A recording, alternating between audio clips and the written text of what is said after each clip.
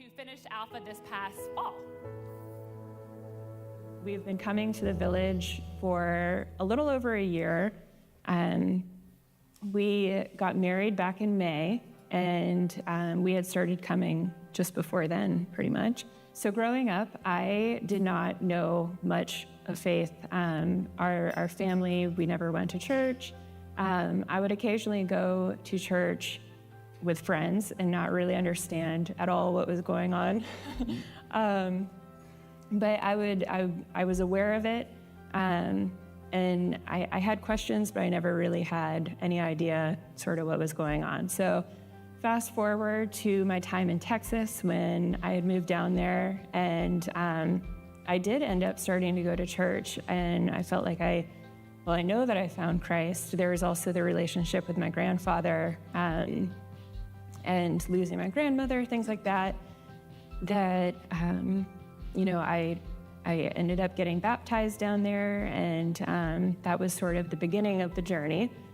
But then once I was in Nashville, it was trying to find a church, trying to find where I felt I belonged and everything. And then we met in 2019. Yeah. And so we were really happy once we did get married, finding the village, and very fortunate that it's right around the corner. Yeah. Makes it super easy. But we were wanting to find a small group. We were really interested in building more of that community. We were really interested in finding more mutual friends, things like that. So it was just sort of by coincidence that this Alpha series was suggested, and I signed up for it. I was definitely interested to go. Brian actually didn't go the first week. So I went, and I had gone with a friend, and we sat at the table, immediately just felt very connected to everyone at our table. Great group, mix of ages and experiences and things. And I go home and I'm all excited.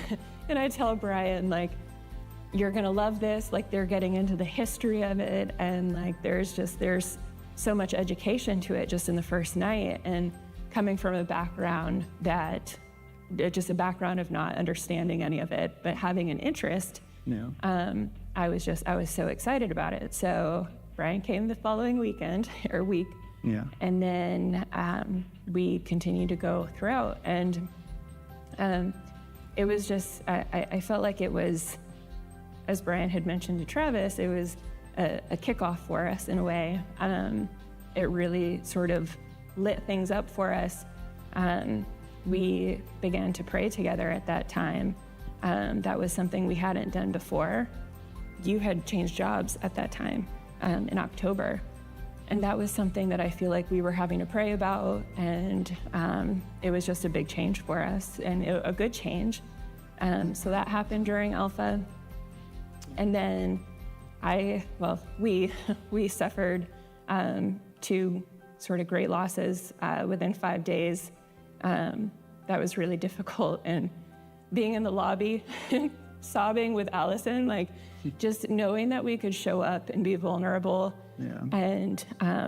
And the whole group, just everyone, there was just so much love and understanding and folks praying for us. And it's a great community. So great group. Yeah. So, like she said, the village has kind of been home for us, and Alpha definitely kick-started that for us. I will admit, I didn't go the first week, but food brought me in. So she said there was food there. And my excitement. Our table was, I'll say, very well-rounded from different perspectives of life. And it really had an impact for us. There was lots of different knowledge in the group, and we really liked that. Our small group then started meeting after that. And I think that has been really impactful for us now, that people are walking them into their home. It just feels really good. And then, like I said, it's been like a kickstart for us. It's kind of been the spark that we needed. And we started doing the app as well. Yeah, Nikki and Pippa's Bible app. And Pippa. So it was great for 10 weeks, but now it's become part of our daily routine, a daily reset, and it's been really, really nice. Something else I really enjoyed with Alpha 2 was the video part of it. Yeah. The being able to visualize and the way that they put it towards like a story and an experience and all the questions that are asked. Yeah. Some folks may be like, why would they ask that? But then others are kind of like, I had that question or I had that response. And it's just a really good job at having a variety of just experiences and inputs. And I loved how it all was put to a video to be able to digest it. The collaboration was nice too in our group. We had some people that didn't say anything in 10 weeks. And we had some people that said something every week. So it's okay no matter what. If you just come just to listen and learn, or if you're really talkative like me sometimes. Well, and some really good questions too. I mean, I feel like there were definitely some, and I mean, our group maybe challenged each other a little bit more than others, and that could be part of why we now have a small group as well. But there were just some really good questions that sometimes we had answers, sometimes we didn't have answers. Yeah. Sometimes there were tears. Yeah. I was usually crying. It could have been a better group and better conversation. And, when I appreciated how punctual it was to end at 8, but at the same time, like, we could have continued talking all night, most nights. So, it was great. Yeah. Again, Alpha's been a great kickstart for us. I think it's kind of changed us for the good. Yeah. That was a great, polite golf clap you just gave for the Berries. So it's Super Bowl Sunday. Let's thank them again with more like a Super Bowl clap. That's good. Well, I'm Travis. I'm one of the pastors here at the Village. I'm so glad to be here with you. Did you hear?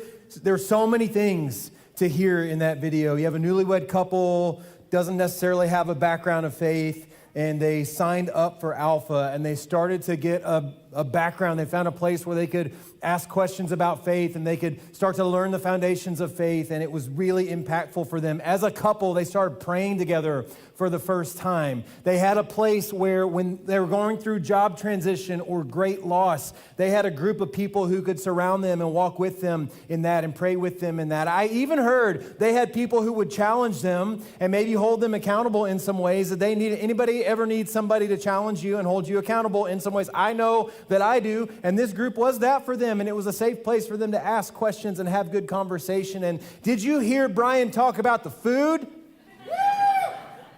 Good food, y'all.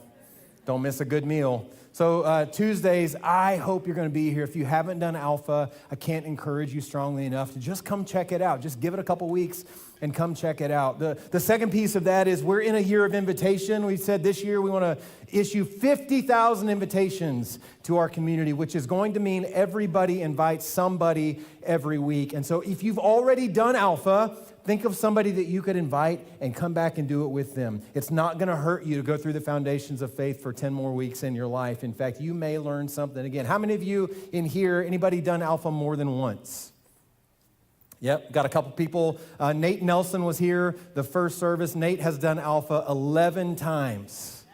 And I'm finally starting to see a spark of faith in him. He's finally starting to get there. No, Nate's been one of our leaders for Alpha, and he's like, it doesn't get old to me. He loves it. He'd do it 20 more times, and he probably will. So I hope you'll be part of that. Well, a few weeks ago at our 10:30 service, I asked a question that wasn't a rhetorical question, and I don't know if y'all may not know this about me, but I would prefer a participatory church experience. You know what? Thank you. I can always count on some people right up here, but I want the kind of church experience where we respond and people say amen, and every once in a while you might give me like a little or something like, just give me something back, because I'm pouring a lot out up here, people. Okay, I could use some help. Are you with me? Yeah. Thank you. So I asked a question, wasn't necessarily a rhetorical question, and somebody gave an answer that actually wasn't the answer to the question. And I asked the question, and somebody just called out from over here. They said, Jesus. You know, like your typical Sunday school answer to every question, Jesus. And in that moment, I said, you know what? Jesus is not the answer to every question. And we had an elementary school girl over here in this section. I think it was at this service. And she was absolutely appalled at that. And spontaneously, she stood up and she pointed her finger at me and she yelled, yes, he is. Like mid-sermon. I was like, that's what I'm talking about. That's the kind of interactive church experience that I want. But she was so appalled. And she was like, it's like, you could see it in her face. How did you even get to become a pastor? And she was just like so offended. Yes, he is. Yes, he is.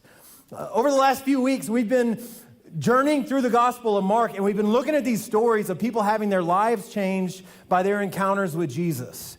And we're calling it Fresh Start. And the more we've read these stories, and the more I've studied these encounters that people have with Jesus, and the more I think about my own hopes and dreams for a fresh start in life, and the more we keep kind of traveling through this together, the more I'm realizing she was right. Yes, he is. Yes, he is. Jesus actually is the answer to the questions. Jesus, I think, is the solution to the problems. He is the fulfillment of the longing of every human heart on the planet. And here's what I'd say. I don't think Jesus is just one more option to consider in a long list of options that we can consider. I would argue that Jesus is the thing that we've been looking for. Right, the more we look at these stories, the more I live my life, the more I'm around people, the more I talk to people, the more I pray with people and think through their struggles and obstacles and challenges in life, the more I read the other solutions that are out there and the theories and the hypotheses about the best way to live or the solutions you're looking for in life, the more I'm coming to the conclusion that Jesus actually is the answer to every question after all. And so I would just say to you today, all the quests that you've been on in life, all the things that you've been searching for in your life, all the ways that you've been looking for meaning, all the ways that you've been looking for purpose and trying to find yourself and trying to find your way and trying to fulfill yourself or make something of yourself or prove yourself, all the places you've been looking for acceptance or belonging or welcome or love or whatever it is that you've been looking for in life, I think at all of those times, if you're looking for something that lasts beyond this moment, the thing you're looking for is Jesus. That's what I think you're looking for. That's my whole argument. And I would just say, if you're tired of searching and failing, right, that doesn't make you a failure. It just makes you a human. Because that's what all of us do in this life. We search, we go on quests, we fail, we don't seem to find what we're looking for in life. But I just want you to know that I'm only here today and we're only here today. I'm only up here today because I believe your search can be over if and when you turn to Jesus. So that's what we're going to look at today. There's this story in Mark's Gospel, chapter 5. If you got a Bible, I'd encourage you to turn there with me. Would love to just encourage you to bring a Bible with you if you've got one at home. And if you don't have a Bible, we'd love to give you a Bible. So please talk to us or go to the square after the service. We'd love to give you a Bible. It's just a great place to be able to read along and highlight and underline and that kind of thing. So let's turn to Mark 5. We've got a story of a woman who just brings what she has to Jesus and she sees what happens. Mark 5, starting in verse 24, it says, a large crowd followed and pressed around him. So Jesus has been teaching and healing and doing the Jesus things, and when he does that, large crowds seem to gather around him, and so he's being pressed in by this crowd, and a woman was there who'd been subject to bleeding for 12 years. 12 years. She'd suffered a great deal under the care of many doctors, and she had spent all she had, yet instead of getting better, she grew worse. She'd been subject to bleeding for 12 years. Had suffered a great deal under the care of many doctors. She'd spent all she had, and yet instead of finding what she was looking for, she kept getting worse. This woman had tried everything that she could possibly try. She tried it all. In fact, if you read in some ancient sources, there's an ancient source called the Talmud, and the Talmud is just some additional writings and interpretation on Scripture. And in the Talmud, there were 11 different ways that a woman who was dealing with an issue like this could find healing.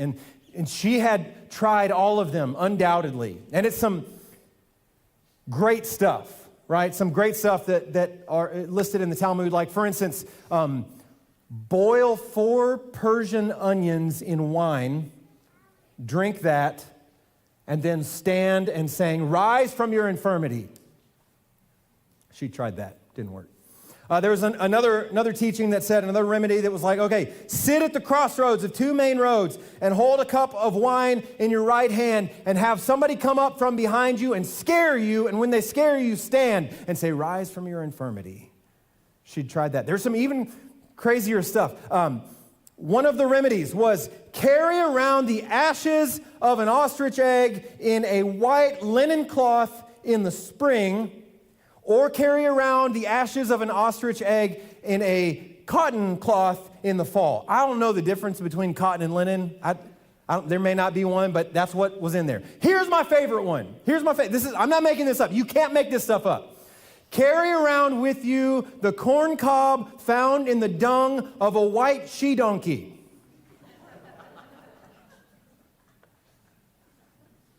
And that'll make you whole again, right? Like, why a white one? Why a she-donkey? Why, like, do you follow it around? Do you feed it the corn? I don't know. I have a lot of questions about that. Like, do you dig? I mean, how do you clean it? I don't know, okay? But that's what it said. And she's tried everything. She's tried everything, right? She's tried meditation practices, and she's tried mindfulness, and she's tried the keto diet. She's tried the carnivore diet.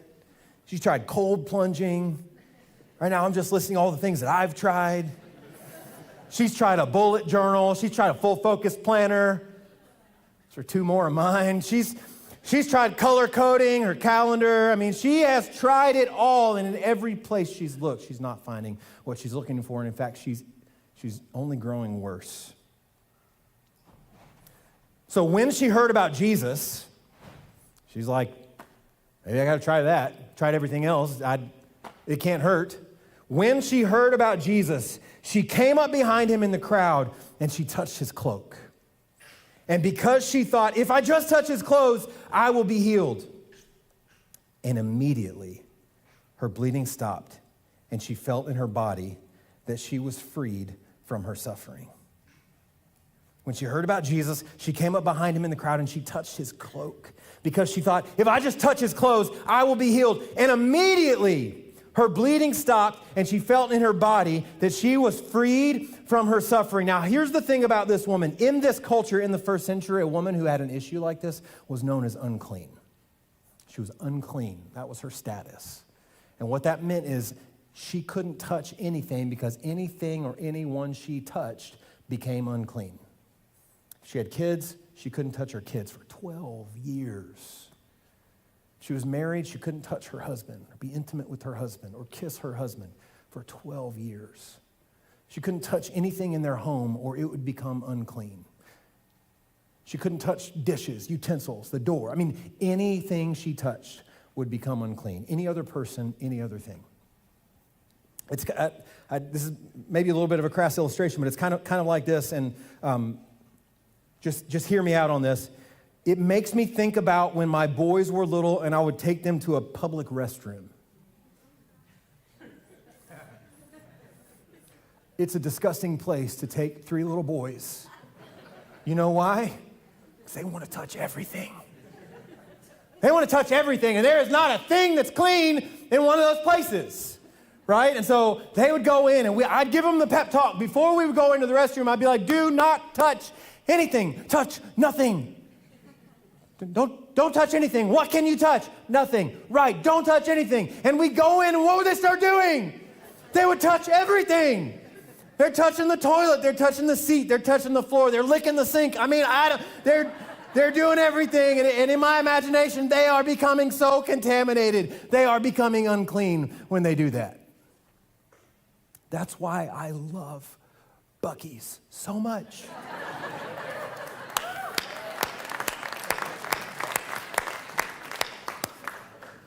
I want to personally in this moment thank Brian Tharp and Stephen Fleming for introducing me to Buc-ee's and changing my life. Thank you, guys.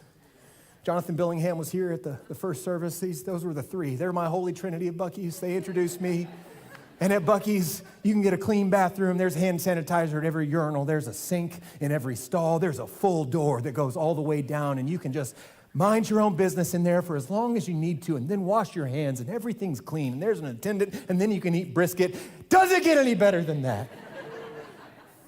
Thank God for Buc-ee's. But most public restrooms are not like that, and in most public restrooms, you touch anything, you immediately feel unclean, and that's kind of what that's how they treated this woman. Like she was a conduit of uncleanness to anything and anyone she touched until she came into contact with Jesus. And what's interesting about this interaction is that Jesus isn't infected by uncleanness. Instead, it's the other way around. And the healing, redeeming, restoring power of Jesus heals anything that it comes into contact with, which includes every single one of us. Any places where we feel unclean, any places where we feel dirty, any places where we feel like we are a broken wreck of a life, if and when we come into contact with Jesus, his healing and restorative power is contagious, and it flows freely to each and every one of us. That's what happens in the story. Immediately, her bleeding stopped, and she felt in her body that she was freed from her suffering. Goes on, verse 30, at once, Jesus realized that power had gone out from him. He turned around in the crowd and he asked, who touched my clothes? The disciples are like, so, hey, buddy, you're in a big crowd. Everybody touched your clothes, Jesus. Right? That's what the disciples say. You see the people crowding against you. We thought you were God and you could see everything, but maybe not in this instance. So let us tell you what's going on, Jesus. You're in a crowd, and when you're in a crowd, lots of people are pressing against you. Everybody's going to touch you. And yet you can ask, who touched me? The disciples were sassy sometimes. You ever been a sassy disciple? Yes. I know some of y'all have on a daily basis, you know. And yet you can ask who touched me, but Jesus kept looking around to see who had done it. Now here's what's going on in this story. Actually go back to the Old Testament, to the book of Numbers, chapter 15. There's this passage, and the Lord is giving instructions to the people through Moses. And in Numbers 15, verse 37, it says, the Lord said to Moses, speak to the Israelites and say to them, throughout the generations to come, you are to make tassels on the corners of your garments with a blue cord on each tassel. You will have these tassels to look at, and so you will remember all the commands of the Lord, that you may obey them and not prostitute yourselves by chasing after the lusts of your own hearts and eyes. Then you will remember to obey all my commands and will be consecrated to your God. I am the Lord your God who brought you out of Egypt to be your God. I am the Lord your God. And so God gives Moses these instructions to give to the people that they are to make garments, and on the end of the garments they're to put tassels. And so in that time, in that day and time, and even today, if you were to travel to Jerusalem today, you will see people wearing prayer garments like this with tassels on them. Now, I'm going to teach you a couple Hebrew words. Are you ready? Yes. Okay. The first one is the word kanaf. Say kanaf. That was beautiful. You sound like scholars. The kanaf is the corner of the garment, the kanaf. And then these tassels on the end, these are called, the Hebrew word is tzitzit. Say tzitzit. The way that's spelled, the way we would spell that in our English transliteration would be T-Z-I-T-Z-I-T. So I've always been able to remember that by thinking about my southern roots and calling it the T-zit-zit. So that's how I thought it was funnier than that. So this is the T-zit-zit, the tzitzit, and on this there are 5 knots, and the 5 knots represent the first 5 books of the Old Testament. It's called the Torah: Genesis, Exodus, Numbers, Leviticus, and Deuteronomy. And then there are these other tassels. There are 613 tassels all around this garment. Each tassel represents one of the commands of God. So basically what the Lord is saying to Moses to say to the people is, surround yourself with my teaching and instruction in kind of a tactile way, so that as you walk around, you can be reminded of my law and my goodness and my promises and my decrees. And so people would walk around in this kind of garment. Now, this became known in a particular way because, as you can see, if I were to, hang on, you got stuck. My head kind of operates like Velcro on the back sometimes when it's grown out just a little bit, and that's what was happening. So sometimes people would walk around and they would they'd walk through the streets and they'd walk through the communities. And you can see what this begins to look like. It looks a little bit like wings. Maybe you can't see that. I can see that it looks a little bit like wings. And so this became known as the wings of the people. And there's this interesting passage at the end of the Gospel of Matthew where Jesus is standing on a hillside and he's overlooking the city of Jerusalem. And he says, Jerusalem, Jerusalem, how often I have longed to gather you beneath my gentle wings. That's what he's talking about. He wants to gather the people into his arms, into his wings. It's this beautiful image. Later on in the Old Testament, there's a book called Malachi or Malachi, the Italian prophet, if you want to pronounce it like that. And it's the last book in the Old Testament. So if you flip the page from Malachi, there's a blank page between Malachi and Matthew. That blank page represents 400 years. 400 years where the people did not hear a prophetic word from God.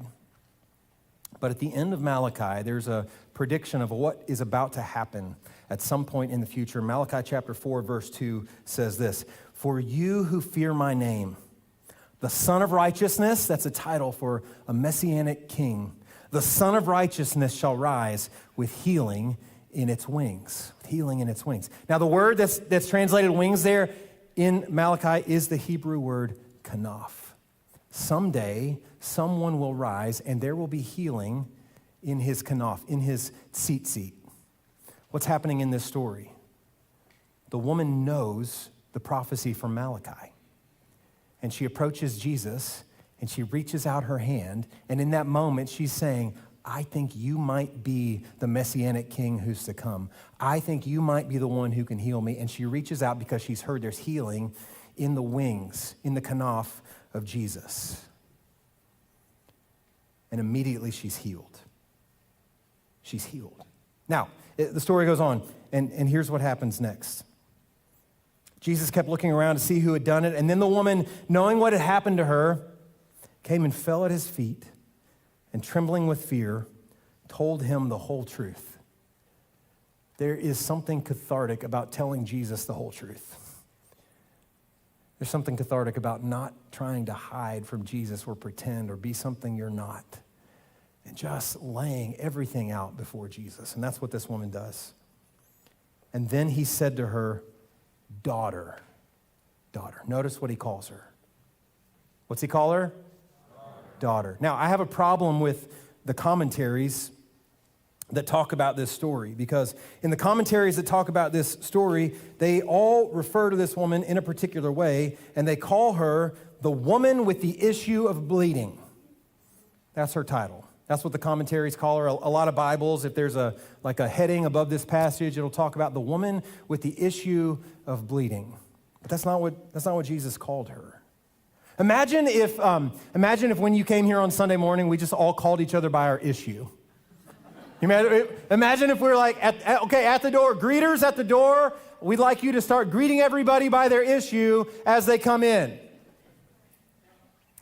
This is Bob. Bob has an issue of speeding up the hill. Welcome, Bob. This is Bob's wife, Gladys. She has an issue of yelling at Bob when he speeds up the hill, right? You'd see things like that. This is maybe starting at like 10:42. We just start saying, oh, okay, welcome. These are the people with the issue of no working clock at home. I'm joking. I'm glad you came to the 10:43 service this morning. I'm glad you're here, right? It's a good thing that we don't do that, and that's not what Jesus does, right? Here's what's really important to point out about this. You are not what's happened to you. You're not defined by your issue. You're not defined by your struggle. You are not what you're dealing with. Those things are not your identity. This woman isn't her sickness. When Jesus sees her, he sees a daughter.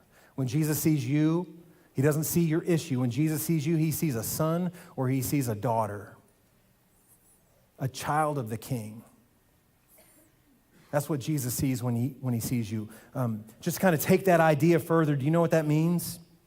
That means that what we call people matters. And what we say about people matters. If we're followers of Jesus, if you're a follower of Jesus, what you say about other people matters. What you call other people matters. What you post about other people, it matters. It makes a difference. If we're followers of Jesus, we're to take the lead of Jesus. And when Jesus sees us and when he calls us by name, he doesn't call us our issue. He doesn't call us our mistake. He doesn't call us his opinion of us. He calls us son or he calls us daughter. And if we're followers of Jesus, that's our role and responsibility as well. Daughter. And then he says this, daughter, your faith has healed you. Go in peace and be freed from your suffering. Daughter, your faith has healed you. Go in peace and be healed from your suffering. So in this moment, the woman demonstrates her faith in Jesus. She demonstrates her faith in Jesus. What's the difference between faith and knowledge?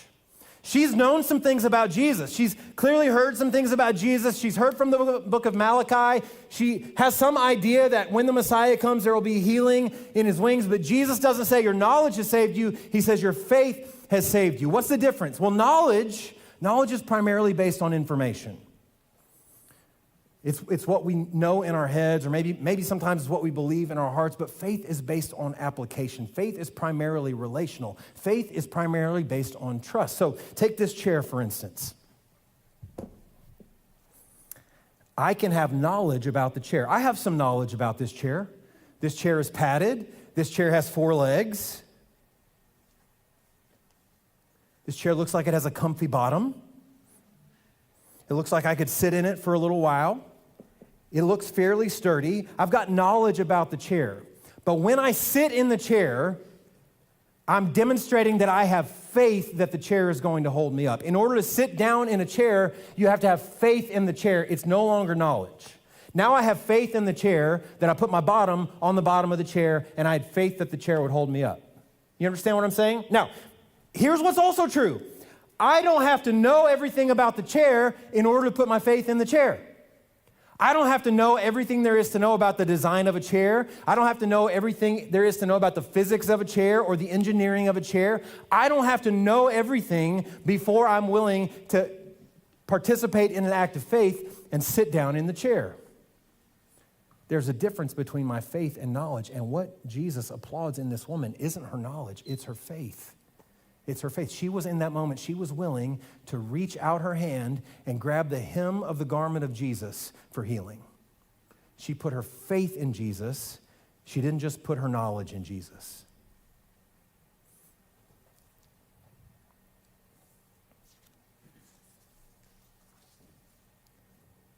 The question for us isn't what do you think? It's not even what do you believe? It's where are you putting your faith? Where are you putting your faith? What do you have faith in? This woman's belief system has been all over the place. She's tried all the different things, and we don't even know how much she believed in Jesus in this moment or if it was just another option to try. But she did try it. She put her faith in Jesus, right? Some questions for us this morning to think about. When you're thinking about what you're putting your faith in, here's some questions for you to think about. What have you settled for in life? What have you settled for? What are the less than things that you've learned to live with? You just settled for those things. Where is it in your life right now that you keep going back to repeatedly, and it's not really giving you what you're looking for, but you keep going back to the same source because you can't think of anything better? And in your mind, it's the best thing that you've got. What do you keep going back to repeatedly that's not actually giving you what you're looking for? Maybe for you, here's a question. What lie are you believing? Is there a lie that you're believing? Is there a lie that you're believing about yourself? Is there a lie that you're believing about somebody else? Is there a lie that you're believing about God? Right? Maybe somebody told you along the way that you'll never amount to anything, and that's a lie, and it's gotten stuck, and you just keep repeating it. Maybe somebody told you along the way that you're a failure, and that lie has just stuck for you. It's become part of your identity. Maybe somebody told you along the way you will never be anything more than this mistake, and you just started to believe that lie. What lie are you believing? Or maybe for you, there's a family pattern. What family pattern have you gotten into? What does everybody else in your family do? What does everybody else in your family think or everybody else in your family say? And it's not a healthy pattern, but you found yourself stuck there. And you feel like that's what I have to be because that's what my family is. Is there a pattern that you're stuck in? That's just who I am. What else can I do? Or who do you want to become? What kind of legacy do you want to leave in your life? What is it that you need to stop trying? Right? What have you been trying that you need to stop trying today? And coming back to this question, what is your faith actually in? Where have you actually put your faith?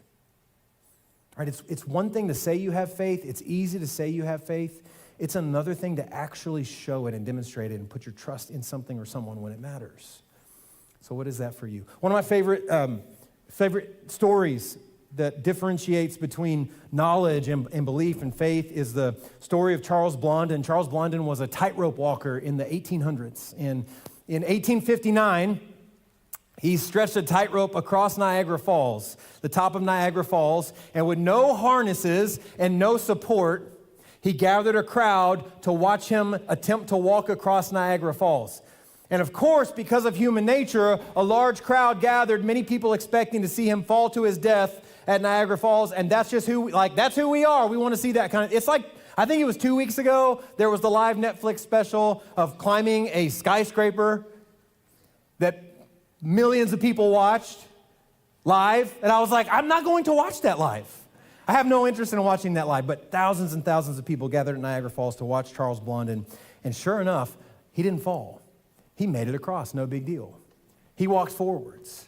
He walked backwards. He put on a blindfold and he walked across Niagara Falls. He walked across Niagara Falls while making an omelet.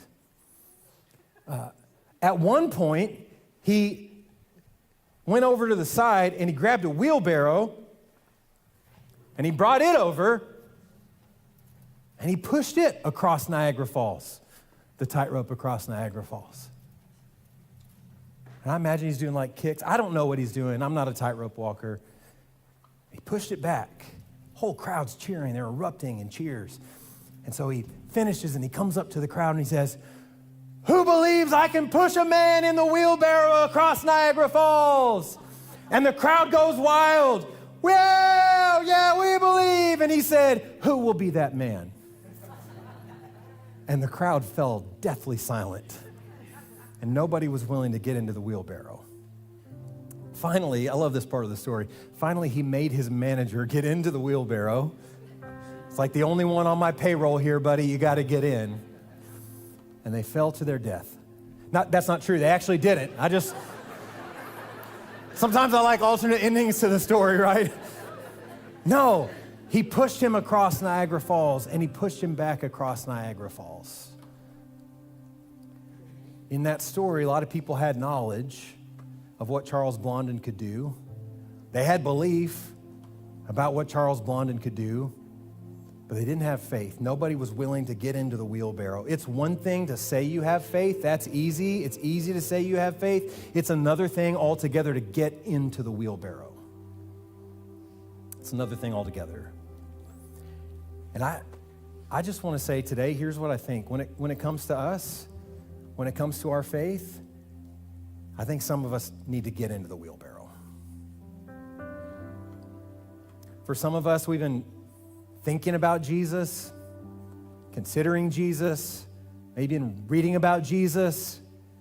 Some of us might even say we believe in Jesus, right? But you've never really fully, truly put your faith and your trust in Jesus, to allow Jesus to set the direction of your life, to trust Jesus with your time, to trust Jesus, like truly trust Jesus with your resources, to trust Jesus with your life, to trust Jesus with your kids. Right? Some of us for a long time, we've thought about Jesus, we've considered Jesus, but today, I think today might be the day for some of you that it's time to get into the wheelbarrow. It's time to sit down in the chair, right? It's time to reach out your hand and touch the healing corner of the garment of Jesus. Today, I think could be that day for some of you. Some of you have been frustrated and you're tired and you're broken. and you've tried thing after thing after thing, and it's not getting you what you want. Some of you have tried the equivalent of carrying around a corn cob from the dung of a white she-donkey, and surprise, it's not giving you what you're looking for in life, and today is the day, right? Today is the day to give Jesus a try. And so here's what I want to ask you to do. This is simple. In this story, the woman had to do something. She did something. She reached out her hand. She did something to demonstrate her faith and her trust in Jesus. She reached out her hand. And here's what I want to challenge us to do today. If you're in a spot right now where you need to get into the wheelbarrow, where you need to fully, finally, wholly put your trust in Jesus, whether that's for the first time or the first time in a long time or the first time today, there's something you're facing. There are things you've been trying. Life's not giving you what you're looking for. You can't seem to find the healing and the restoration and the acceptance and the forgiveness, whatever it is. If today you'd put your faith and your trust and hope in Jesus, I just want to invite you to stand. Would you do that? If today you know, I need to get into the wheelbarrow. I need to put my faith and my trust and my hope in Jesus. Whatever it is that I'm facing, whatever it is that I'm dealing with, I know that that's what I need. Would you stand? Just stand where you are.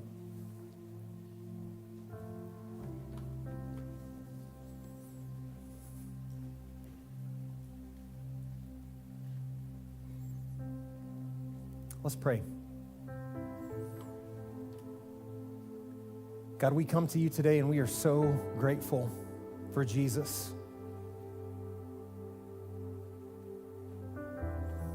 We thank you for his healing and restorative power. We thank you that there is nothing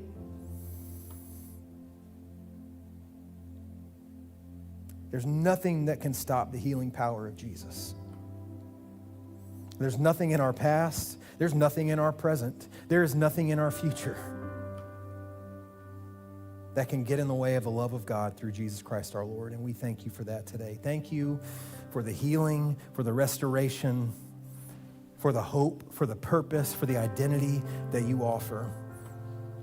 Today, God, many of us are standing and we've been trying a lot of different things and we've been going in a lot of different directions and we've bought into a bunch of different theories and we keep finding ourselves at a dead end or at a point of frustration or heartbreak. And so today, God, help us to turn to Jesus. Help us to put our full faith and our full trust in him and his grace.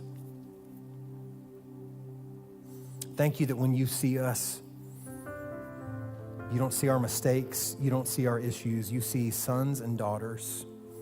Thank you for that identity that we can have in you.